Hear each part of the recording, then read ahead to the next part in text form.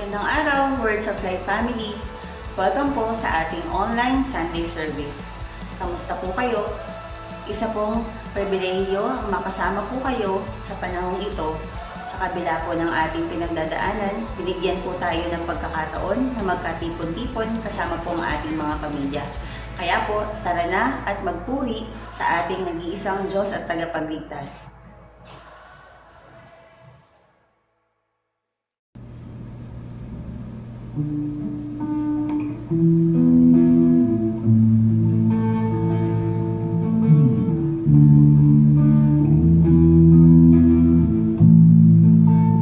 Church, let us pray. Lord, we thank you, Lord God, for this another Sunday, Lord God. You're truly faithful, Lord God, sa iyong mga pangako, Lord God. Thank you for this another Sunday, Lord, na magkatipon-tipon kami, Lord. And Lord God, I know, Lord, na may ginagawa ka, Lord God, sa bawat isa sa amin, Lord. Lord, puspusin mo, Lord, ng bawat isa ng iyong Espiritu Santo, Lord, as we praise you, Lord, ngayong Sunday, Lord God. Kayo ang siyang mamuna, Lord, sa bawat isa, Lord God. Kayo ang siyang maiangat, Lord God, wala nang iba, Lord. Sa iyo po namin, Lord God, binabalik, Lord, ang buong papuri, Lord God, pasasalamat, Lord God. Kayo ang siyang madakila, Lord God, ngayong araw, Lord, sa pangalan ni Jesus. Amen.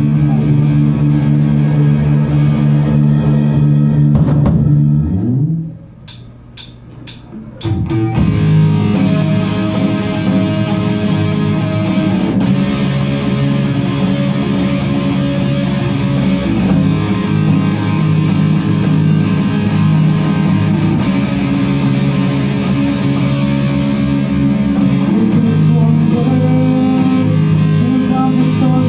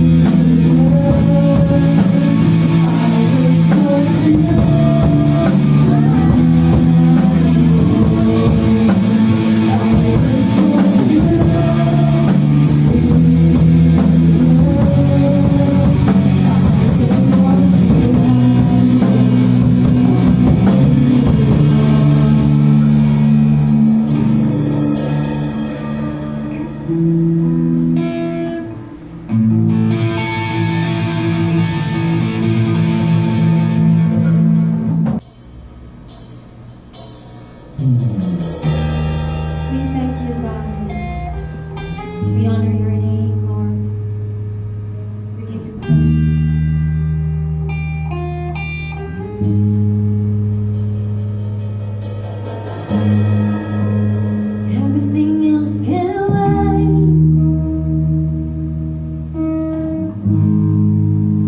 I've come to seek your face. So everything else can wait. I'm here for you. I want to trust me here at your feet. Trust me here on my knees. Here in your presence, I am complete. Jesus, you're all that I need.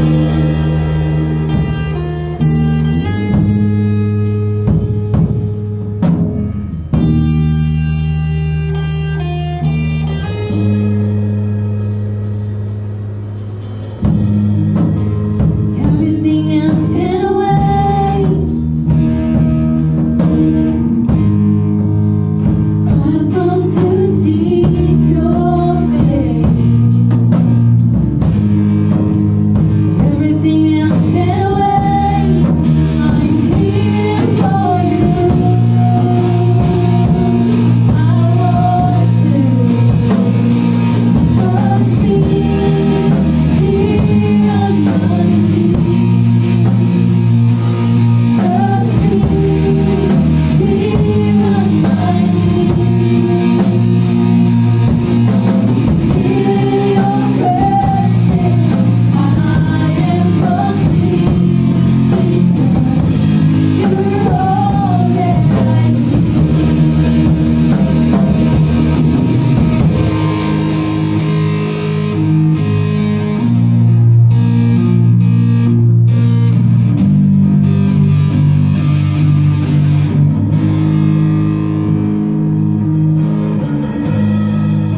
There's nothing I want more. There's nothing matters more. There's nothing I want more. There's nothing matters more. No. There's nothing I want more than you know. There's nothing matters more. There's nothing I want more. There's nothing matters more.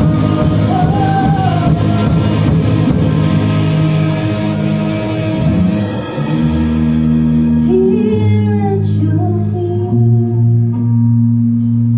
trust me here on my knees.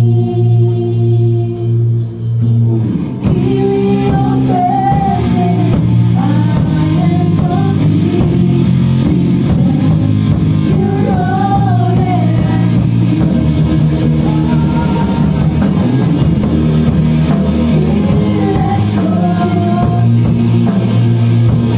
Trust me here on my knees. Here in your presence, I am complete. Jesus, you're all that I need. Here at your feet, trust me here on my knees. Here in your presence, I am complete. Jesus, you're all that I need. You're all that I need.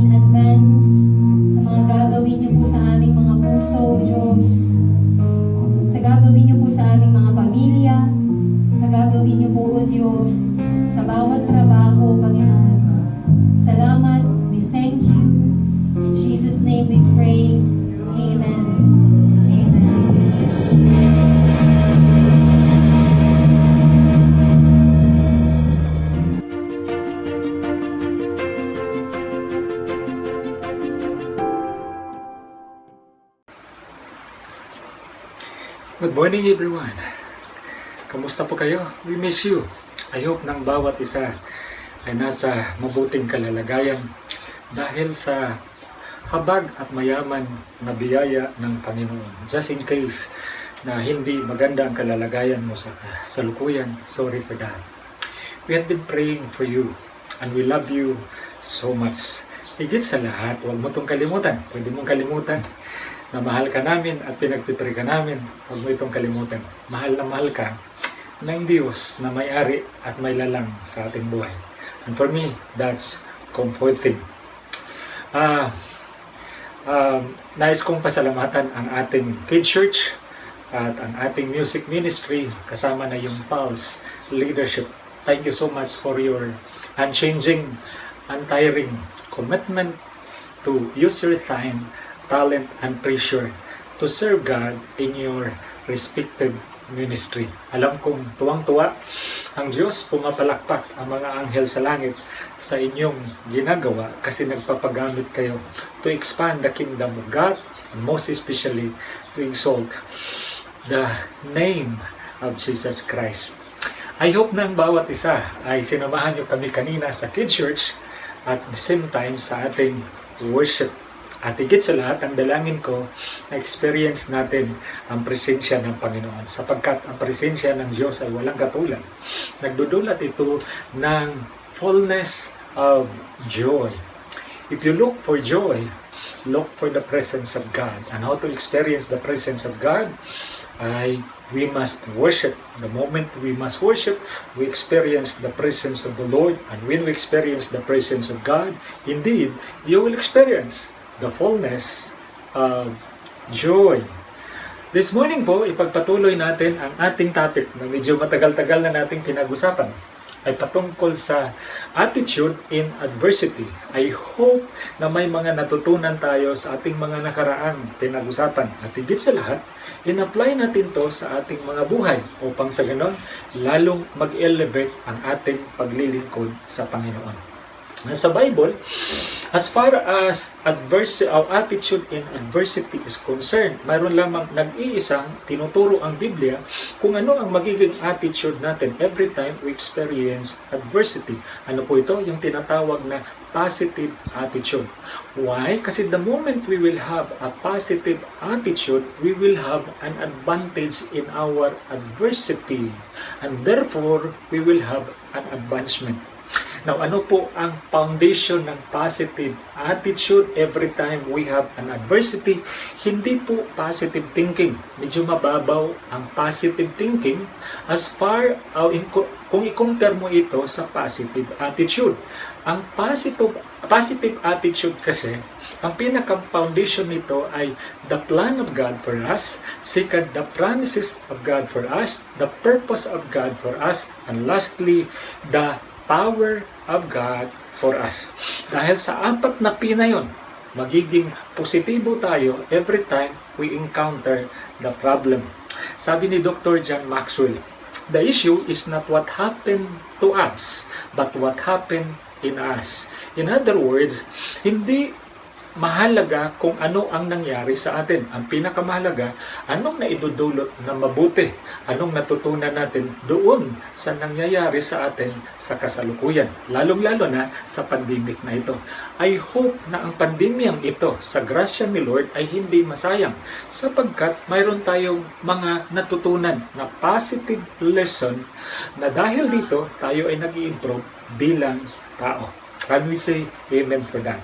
Now, nais ko pong basahin ang ating passage sa kasalukuyan na hinango ko po sa Lumang Tipan. Very interesting passage kasi ang passage na ito ay patungkol sa tatlong magkakaibigan na sila po ay bihag sa bansang Babylon.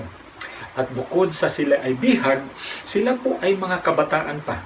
Pero napagtagumpayan nila ang use adversity and they use it their adversity for their advantage and advancement. Gusto kong ipakita ang mga prinsipyo na ginawa nila upang sa ganon, every time na mayroon tayong maengkwentrong adversity, sa halip na i-put down or ibagsak tayo ng adversity, we will have an advantages and advancement sa ating mga kanya-kanyang karir at buhay. Basahin ko po. Sabi po ng Daniel chapter 3 verse 15 down to 18 NIV. Ito po ang nakasulat. Shadrach, Meshach, and Abednego replied to him, King Nebuchadnezzar, we do not need to defend ourselves before you in this matter.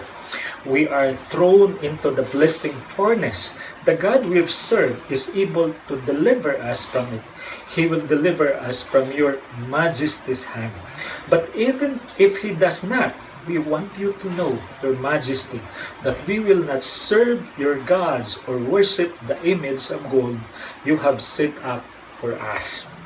Sa umagang ito, 3 things na gusto kong pansinin sa passage na ito na magsilbi pong total guidelines sa ating mensahe na ating pag-usapan this morning. I hope na mayroon kang ballpen, lapis, papel at notebook at isulat mo ito. Why? Napaka-importante po ang mga bagay na ito in order to have advantages and advancement every time we experience adversity. Kasi itong natutunan ko sa buhay. Kahit gaano mo kayaman, kahit gaano mo katalino, kahit gaano mo katanyag, as long as nandito pa tayo sa mundong ito, hindi po tayo immune, walang exempted sa adversity. Therefore, kung bawat isa pala sa atin ay one day, in one degree or another, haharap sa adversity, let us use yung mga susi para hindi tayo talunin ng adversity, bagkus it would become our advantages and advancement. Now, 3 bagay ang gusto kong talakayin sa passage na ating binasa. Number 1, the statement of faith. Second, the statement of commitment. Thirdly, the statement of sacrifice. Okay? Now, tingnan po natin ang una, the statement of faith. Bigyan ko kayo ng overview para makita at ma-appreciate natin itong 3 bagay na ating talakayin sa umagang ito. Isang araw, ang hari sa Babylon, si Nebuchadnezzar, nagpagawa ng isang malaking larawan niya. Ito po ay gawa sa ginto. Nung natapos ng nagawa ang larawan, lahat ng mga musical instrument kailangang ipatugtog ng mga musician at lahat na taong nakatira sa Babylon, kapag narinig nila ang lahat na tunog ng musical instrument, dapat sila ay yuyuko, luluhod, or dadapa as an expression of worship to the golden image of the king. Ang bad news sa ito, si Shadrach, Meshach, Abednego, itong 3 magbarkada na ito, na puro binata. In fact, they are teenager. Nakala ko dati, they are young professional. Maybe ang edad nila ay 23 years old up to 35 years old. But I found out, hindi sila young professional. They are teenager. Sa ngayon sa study, sila po ay 15 to 17 years old. Noong narinig nila ang tunog ng lahat na musician na pinatugtog ng mga musician sa Babylon, sa halip ni sila yumuko, lumuhod or dumapa as an expression of worshiping the golden image of the king. Hindi sila yumuko, meaning hindi sila nag-worship. Ang problema, nakita sila ng kanilang mga contemporaries, mga competitors na inggit sa kanila sa mga positions na hawak nila. Akala ko yung mga inggitero sa panahon lamang natin ngayon. Yung pala sa unang panahon, almost 3,000 years ago, marami din palang mga taong inggitero. In fact, sila ang nagsuggest sa hari na gumawa ka ng malaking rebulto na gawa ng ginto at dapat lahat ng tao sumamba. Kasi gusto nila na mamatay itong 3 ito. Kasi alam nila, hindi ito sasamba sa mga Diyos-Diyosan. Ito na.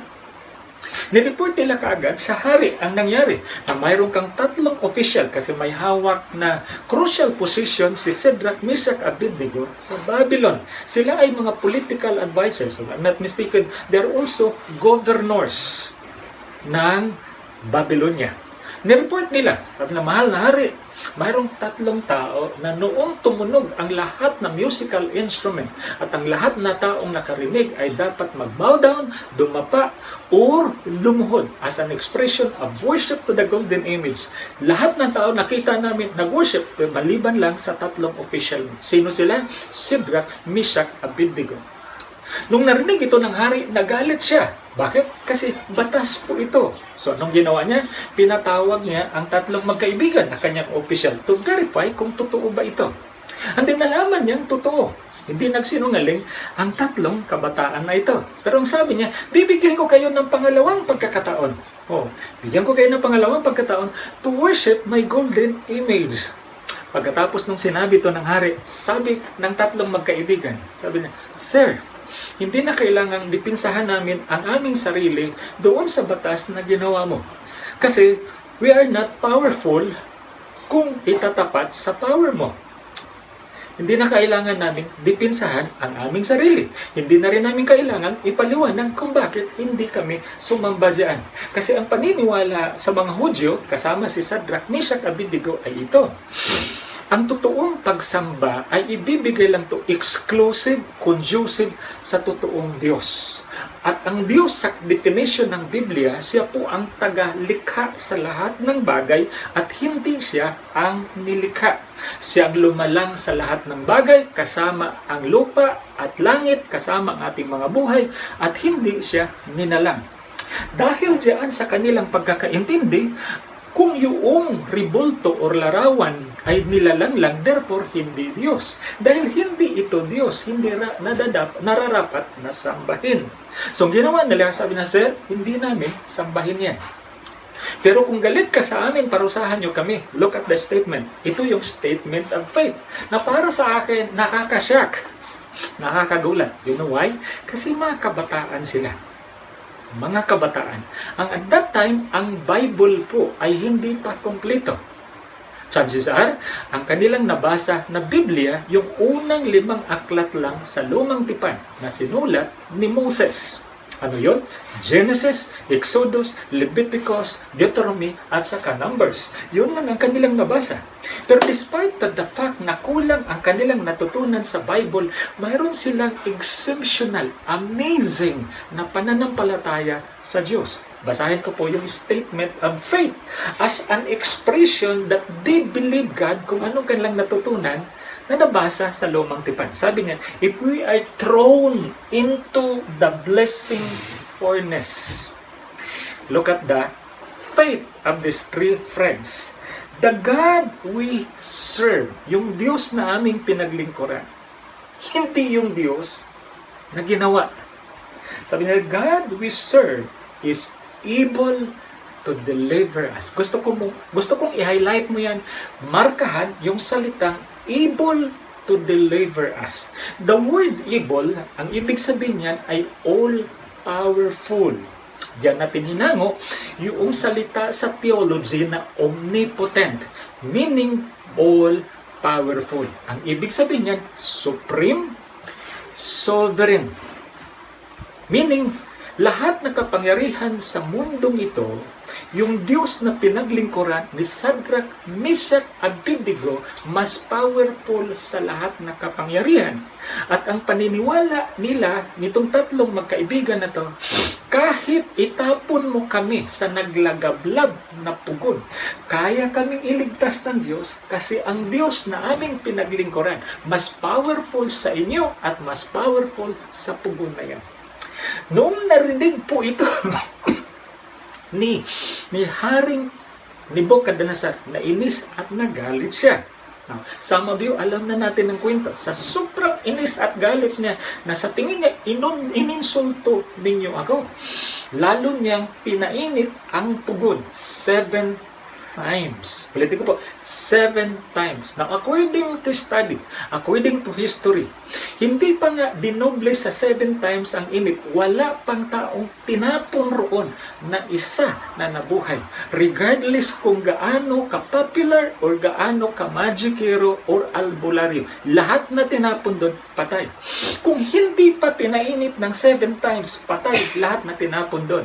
How much more kung pinainit ito ng 7 times?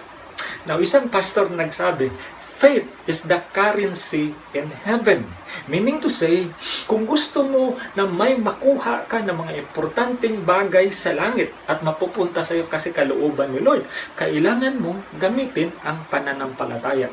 In fact, sa sobrang importante ang pananampalataya sa Bible, many times, noong nagpagaling ang Panginoong Hesus sa magkakaibang karamdaman sa loob ng 3 taon at kalahati nung siya nagmiministeryo, parating niyang sinasabi sa taong gumaling, because of your faith, ikaw ay gumaling.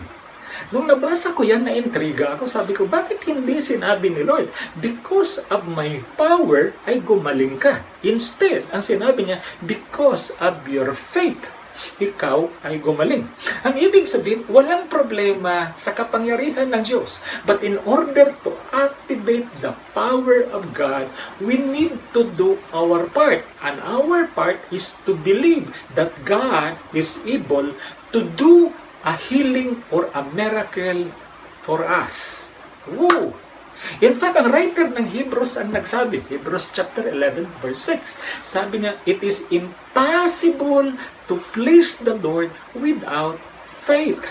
Kasi para sa Diyos, dinisplay ko na ang aking kapangyarihan, na ako ay makapangyarihan sa lahat, sa pamagitan ng paglalangko ng langit at lupa. So, isang sampal para sa Diyos. Kung hindi tayo maniniwala that God is able to solve our problem. At yun yung pinatunayan ng 3 magkakaibigan. Sabi nila, our God that we serve is able to deliver us from the blessing furnace. Wow! Maaaring ang tanong mo sa akin, Coach, is God believable, credible sa aking paniniwala kapag may pinagdadaanan ako? Friends, mayroon pa bang imposible sa paglalang ni Lord ng mga langit at lupa?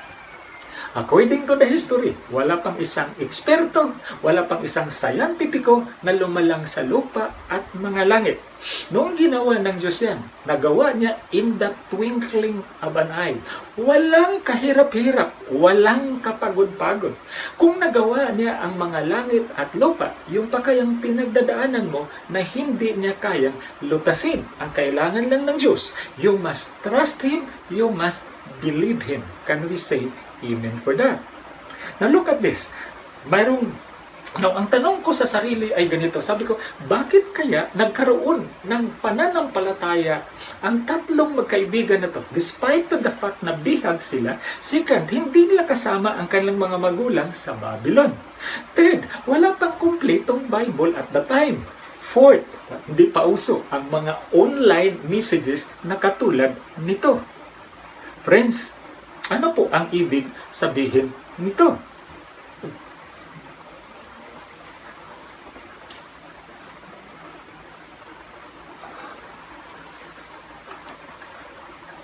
Ang ibig sabihin nito ay simple lang. Oo. Kasi sabi ng Romans chapter 10, verse 17, so then faith comes by hearing, and hearing by the word of God. Now look at the connection between faith and listening to the Word of God. According to this verse, na hindi po pwedeng magkaroon tayo ng paniniwala sa Diyos without listening to the Word of God. Therefore, kung ang 3 magkaibigan na to, mayroon silang amazing na pananampalataya. Sa makatwid, regular sila or parati nilang naririnig ang salita ng Diyos. So ang tanong kong pangalawa ay ito, sino ang nagtuturo sa kanila sa salita ng Diyos? Knowing the fact na 15 or 17 years old sila nung nandoon sila ay bihag sa Babylon. Meaning, nung hindi pa sila nabihag, mayroong nagtuturo sa kanila salita ng Diyos. Now, according to the Bible, this is my assumption, according to the Bible, the first mentor, the first discipler, the first teacher ng tao according to the Old Testament, ang ating mga magulang. In fact, ang description ng Deuteronomy ay ito. Kahit ikaw ay naglalakad kapag kasama ang iyong mga magulang, gagawa ng paraan ang mga magulang para i-share ang salita ng Diyos. Ulitin ko po, para i-share ang salita ng Panginoon. Okay? Kahit nakaupo sila sa park o nakaupo sila sa bahay, ituturo ang salita ng Diyos. And there is a promise in the book of Proverbs. Ano sinabi ng the book of Proverbs? Sabi ni King Solomon, the wealthiest and the wisest person on earth ever. Sabi niya, train up a child the way he should go. And look at the result. Kapag na-train mo siya nung bata pa, sabi niya, when he is old, he will not depart from it. Anong ibig sabihin? Kung anong itinuro natin sa mga bata nung maliit pa, pagtanda, yun ang kanilang magiging lifestyle. Yun ang kanilang magiging habit. Yun ang kanilang paniniwalaan. Therefore, yun ang kanilang isa sa buhay. So meaning to say, kung ito ang kanilang paniniwala, that worship ay para lamang sa Diyos exclusively. Yung Diyos na lumalang sa lahat ng bagay, may-ari sa lahat ng bagay, hindi sa nila lang. Therefore, ang mga magulang niya ang nagturo nito. Meaning, successful ang parents ni Shadrach, Meshach, Abednego as far as teaching the Word of God. Now, ito ang challenge sa mga magulang sa ating panahon ngayon. Ang pagiging mga magulang ay hindi basta-basta ang responsibility. You know why? Kasi hindi lang natin pakainin ang ating mga anak.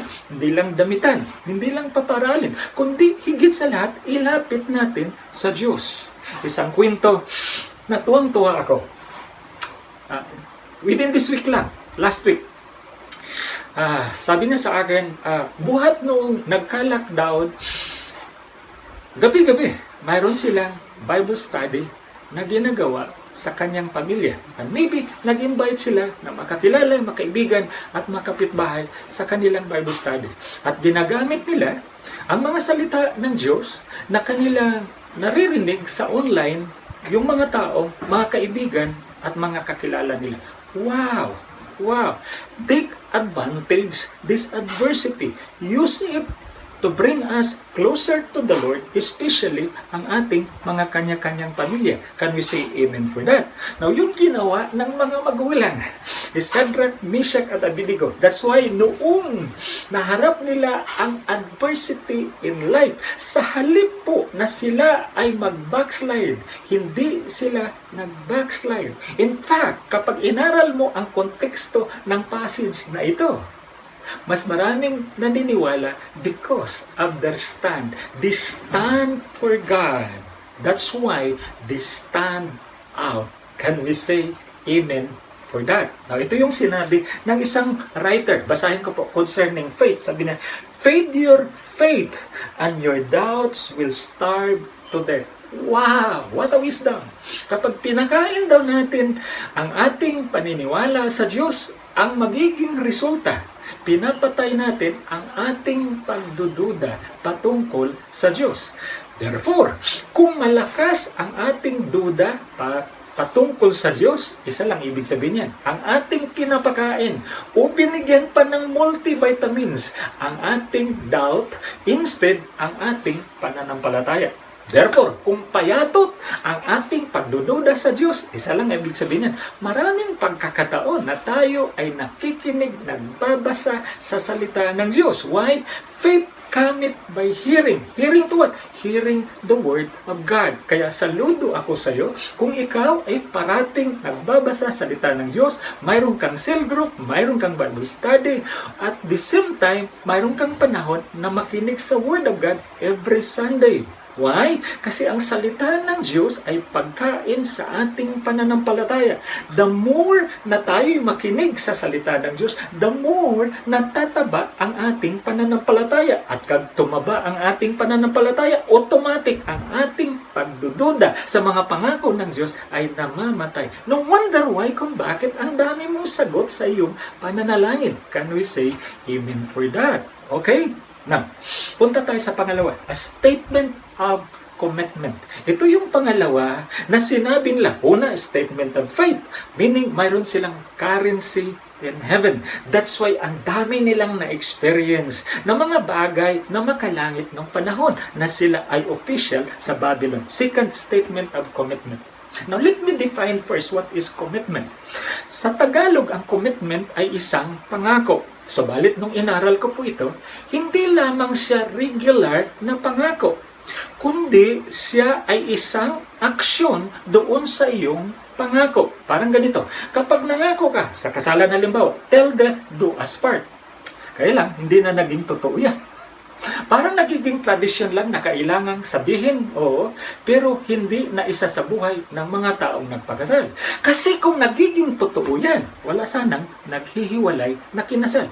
Kasi many times, i-explain yan ang pare or officiating minister. At hindi lang yun, minsan nakasulat pa yan doon sa harap na kung saan doon gagawin ang venue ng kasal. Parang ganito, kapag sinabi mo, till death do us part, commitment yan. Meaning, hindi kita hihiwalayan hanggat hindi ang kamatayan ang magpasya na matapos ang ating pagsasama. Kaya lang may biruan na ngayon yan. Dahil death lang ang pwedeng makasiparit sa atin. That's why, patayin na kita dahan-dahan. Paano ginawa yan? Kapag parati kang pinapakain ng ulam ng iyong asawa na mamantika, umaga, adobo, pananghalian, litsong baboy, hapunan, litsong baka, litsong manok. Tuwang-tuwa ka naman kasi masarap. Masarap talaga yun. Pero ang ibig sabihin yan, killing me softly. Biro lang ho yan. Okay? Now, mayroong isang kwento na very popular. Ito ay parati kong naalala kapag pinag-usapan ng commitment. There was a time daw na ang manok at baboy nag-uusap. Gabi po ito. At sa dami-dami nilang pinag-usapan, umabot sila sa punto na nagtatanong yung baboy, anong almusal natin bukas? Sabi noong manok, simple lang. Oo, para masarap, magluto tayo ng itlog, and then magluto tayo ng ham. Sabi ng baboy, madaling sabihin yan sa'yo, pero sa akin, masakit yan. Sabi ng manok, bakit? Sabi niya, ang itlog ay contribution lang yan mula sa'yo. Kasi kapag umiri ka lang, itlog na ang lalabas. Pero ang ham, hindi yan contribution para sa akin, kundi commitment. Kasi katawan ko ang gagawing ham. So para sa baboy, ang commitment ay sacrifice. Ulitin ko po, ang commitment ay sacrifice. Kapag sinabi mo na nag-commit ka sa iyong mahal sa buhay, sa iyong trabaho, sa iyong pamilya, at kung walang involved na sacrifice, it is not a commitment. Now, tingnan po natin kung ano ang sinabi ng mga taong popular pagdating sa commitment. Ito sinabi na. Sabi niya, commitment is the foundation of great accomplishment. Ano nga daw? Sabi niya, ang commitment, ang foundation. Alin? Hindi lang sa accomplishment, kundi great accomplishment. Local or international. Sa larangan ng media, sports, business, or sa church. Walang tao na individual or grupo na naka-experience ng great accomplishment, great success without commitment. Why? Napaka-importante niyan. Kasi alam natin, ang proseso to experience achievement, ang proseso to experience accomplishment and success, it always involve sacrifice. Panginoong Hesus na lang mismo para ma-experience niya ang resurrection, dapat mag-undergo siya ng crucifixion. Hallelujah!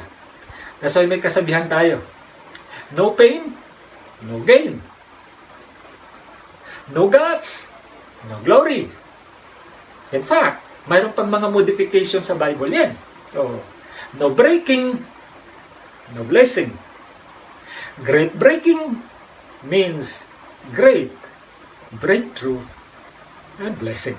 At huwag kang mag-alala. Medyo ma-update, masaktan, pero hindi ka iwan ni Lord para kakayanin mo yung hapdi at sakit. Kasi kapag na-experience mo ang success, ang accomplishment, ang victory, many times nakakalimutan mo yung pain na na-experience mo as part of the process in order to receive great accomplishment and success. Okay? Now, basahin po natin ang verse, yung statement of faith nila. Verse 18 ng NIV.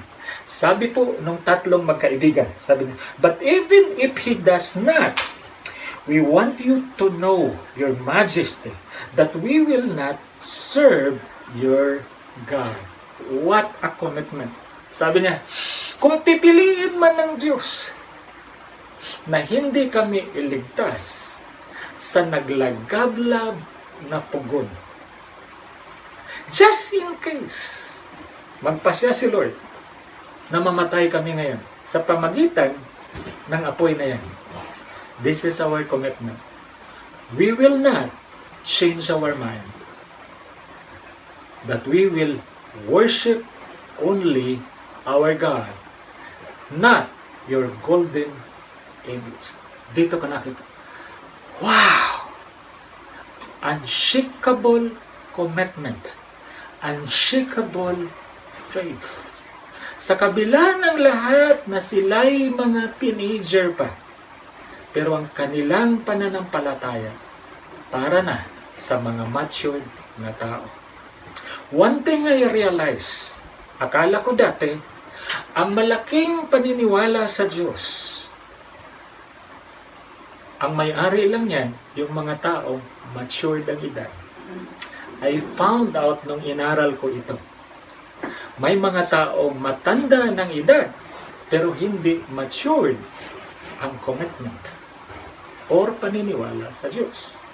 Sa kabilang banda, may mga taong kabataan pa, pero napaka-matured ang commitment at pananampalataya sa Diyos. Sa ngayon sa pag-aaral, there is a difference between old age and grown up. Old age is always attached to time. Wala ka nang magagawa doon. Habang lumilipas ang panahon, tayo'y tumatanda. Pero yung growing up or maturity, it has nothing to do with time, but it has something to do with decision and choice. In other words, kahit kabataan ka pa lang, kapag piliin mong mag-mature ka kahit hindi ka pa matatanda. Now, it is sad. There are many who are growing old but not growing up. Ang hinahanap at hinihingi, inaasahan ng Diyos para sa iyo at para sa akin, by His grace, that we will not just grow old, but first and foremost, we will grow up. Can we say amen for that? Yun yung nangyari sa mga kabataan ito.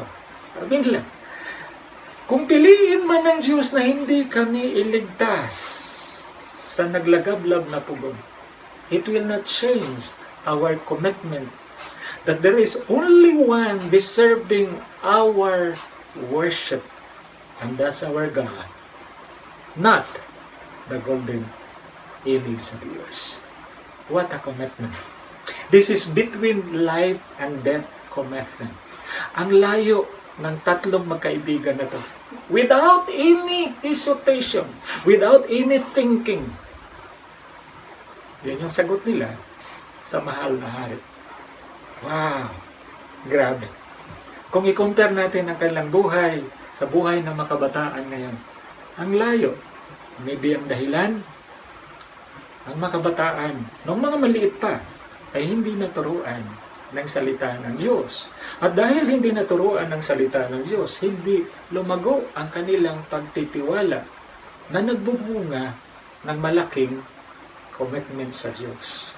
Because faith cometh by listening to the Word of God. That's why napaka-importante na ang salita ng Diyos parating napapakinggan sa bawat tahanan at sa bawat mga bata. Kasi paglaki nila, they will not backslide kung ano ang ating pinag-uusapan. Can we say amen for that? Now, punta tayo sa pangatlo, a statement of sacrifice. Ano ulit? Statement of sacrifice. Ano yung unang dalawa? Statement of faith. Statement of commitment. Lastly, statement of sacrifice. Si Dr. John Maxwell ang tinagurian sa loob ng 6 na taon, guru of management and also expert of leadership. Sabi niya, Statement of sacrifice, tinawag niya itong the law of sacrifice or the principle of sacrifice in leadership. Sabi niya, this is huge at napaka-importante. Ang premise niya sa the law or principle of sacrifice in leadership ay ganito. If you want to go up in your career, you must give up. And if you want to stay up, you must continue to give up. Para sa kanya, ang pag-angat sa karir ay produkto lamang sa mga sakripisyong gagawin mo sa ibaba. In other words, no sacrifice, no success. That's the principle of sacrifice. Question, ano po, Coach, ang aking i-give up or i-sacrifice? Not necessarily kasalanan. Ulitin ko po, not necessarily kasalanan.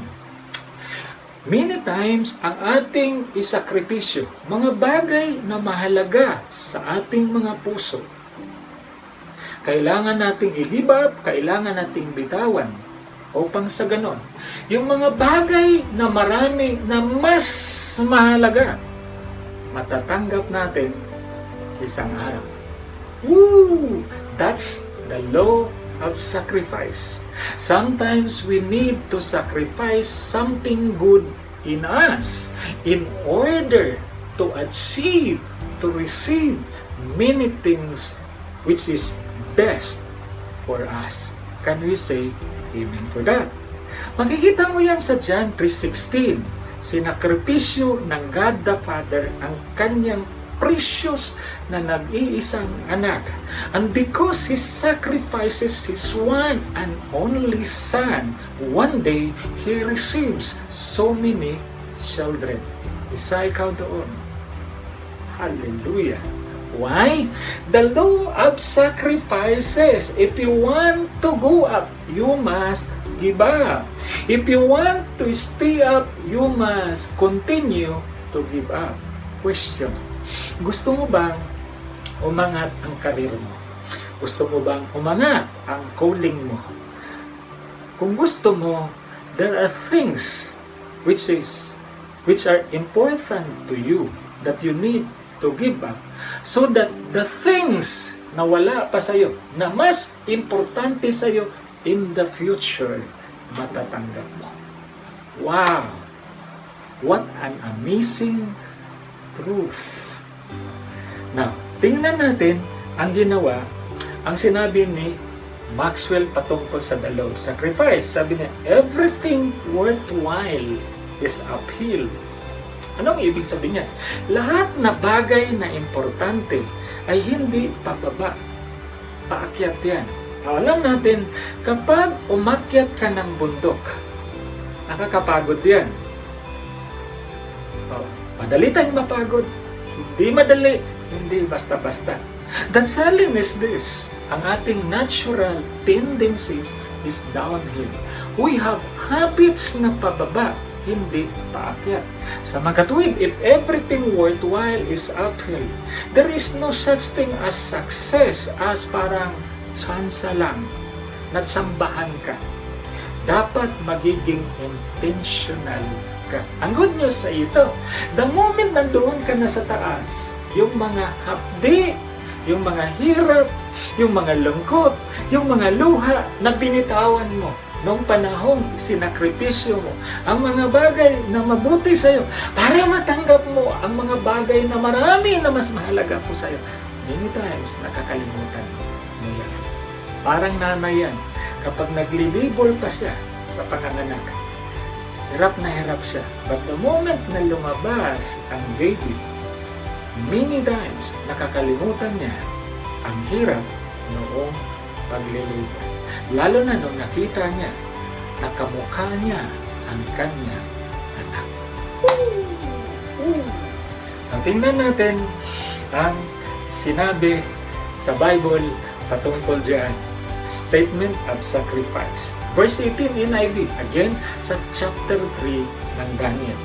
Sabi niya, but even if He does not, we want you to know your majesty, that we will not serve your gods or worship the image of gold you have set up.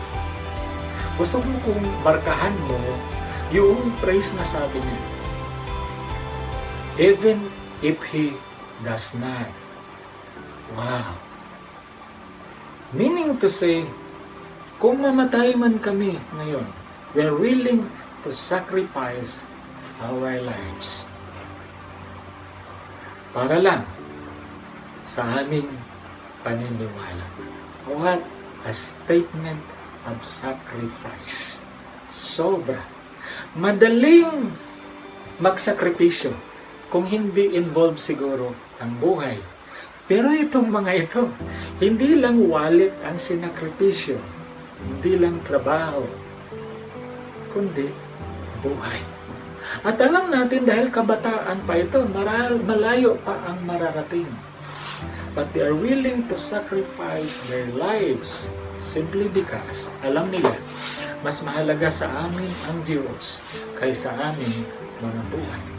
Now, tanong, kung totoo na if you want to go up, you must give up. At sa konteksto na to, ginib up ng tatlong magkakaibigan na teenager ang kanilang mga buhay. Na ano ang kanilang nakuha na mga bagay na mas importante pa? Friends, if you study the whole chapter of chapter 3 ng Daniel, noong sila'y tinapon na, di ba, dinoble 7 times, yung mga sundalong nagtapon sa kanila, silang lahat ay namatay. Mantakin mo, nasa labas, nagtapon lang sa kanila, patay. Sa mga tuwid, ang isipin ng lahat, kung namatay nga yung nasa labas, sila pa kayang tinapon na nasa loob. Kaya namangha ang lahat, pati ang hari. Kasi nung tinapon sila, friends, ang nasunog una na nakita sa hari, kasi sinilip ng hari, yung tali sa kamay at tali sa paa. And then naglalakad silang tatlo, pero ngayon hindi na tatlo, may kasama silang isa. Nang sabi nila, yung kasama na yon, yun yung Diyos, the theophany in the Old Testament. Nang ibig sabihin, the pre-incarnation of Jesus Christ in the Old Testament. Anong ginawa nila? Naglalakad. Hindi malang nasunog ang kanilang balahibo, ang kanilang buhok. Hindi nga nangangamoy ng apoy ang kanilang mga damit. Second, naglalakad. Tila bagang namamasyal. Hindi sila apektado sa init. Why? Kasi sinabi nila sa statement of faith. We know that our God that we serve is able to deliver us. Friends, kung mayroon ka mang problema na i-allow ni Lord, many times hindi hahadlangan ni Lord ang problema na makakarating sa iyo. Pero ang kanyang pangako, kapag dumating man yan, hindi ka mag-isa.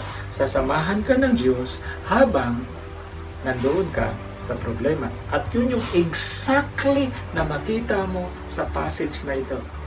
Totoo nga that God is Jehovah Shammah. In the New Testament, God is our Emmanuel. Meaning, God is with us. Resulta, anong nangyari? Dahil hindi sila namatay, pinalabas sila ng hari.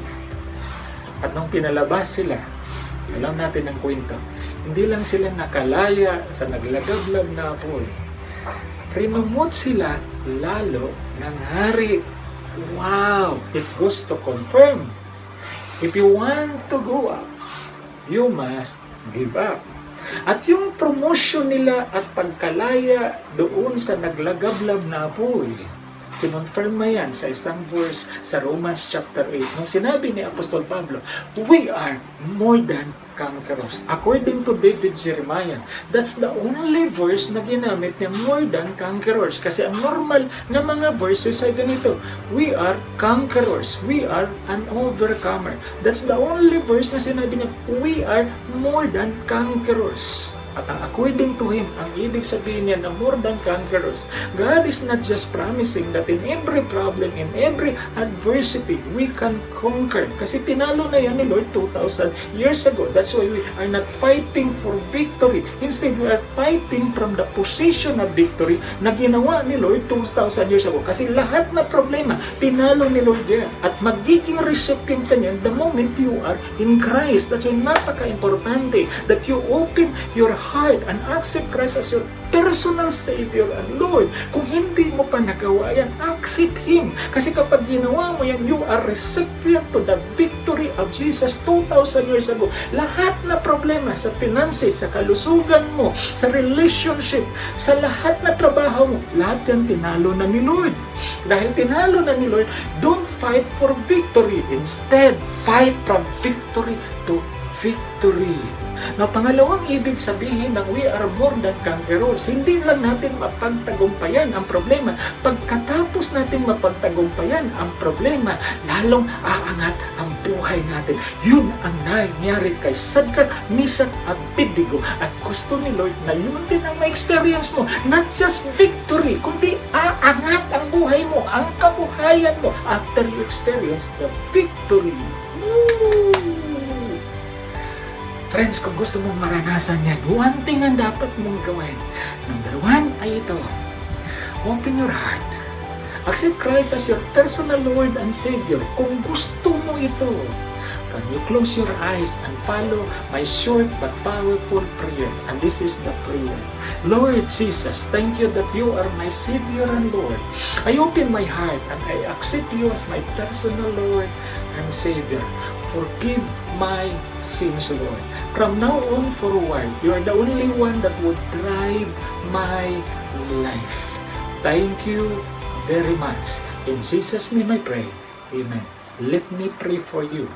Kung pinagpipray mo yan at nanggaling sa kaibuturan ng iyong puso, friends, anak ka ni Lord, may personal ka ng relasyon sa Diyos. Therefore, you are recipient to the promise that we are more than conqueror. Kung may problema ka sa kasalukuyan, the promise of God ay ito. Hindi mo lang mapagtagumpayan yan. Aangat ang buhay mo every time na mapagtagumpayan mo yan. Panghawakan mo yan, friends. Panghawakan mo yan. Let me pray for you. Aming Ama, salamat sa inyong salita na nag-encourage po sa amin.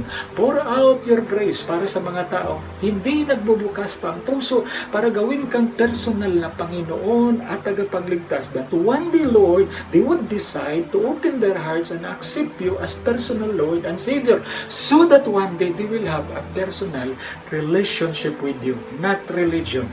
I also ask for your grace, Lord, that give us the grace to believe in you, to commit ourselves, at the same time, to make some sacrifice in order to achieve the things which are best for us. This is for your glory. Bless us indeed. Expand our territory and protect us from evil one. Thank you very much. In Jesus' name, amen and amen. Thank you for listening. Thank you for your time. I'm excited to see you next Sunday. Have a great, stable, strong, and satisfying week ahead of us. God bless everyone. Marami pong salamat sa inyong pakikinig. Patuloy po tayong maging tapat sa ating alay at ikapo sa pamamagitan ng pagbibigay sa account number na makikita nyo sa ating screen. Maaari po lamang paki-screenshot ang confirmation number o ang deposit slip at ipasa ito kay Mr. J. Enches.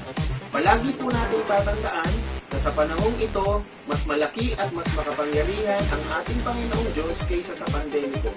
Marami pong salamat and have a blessed week.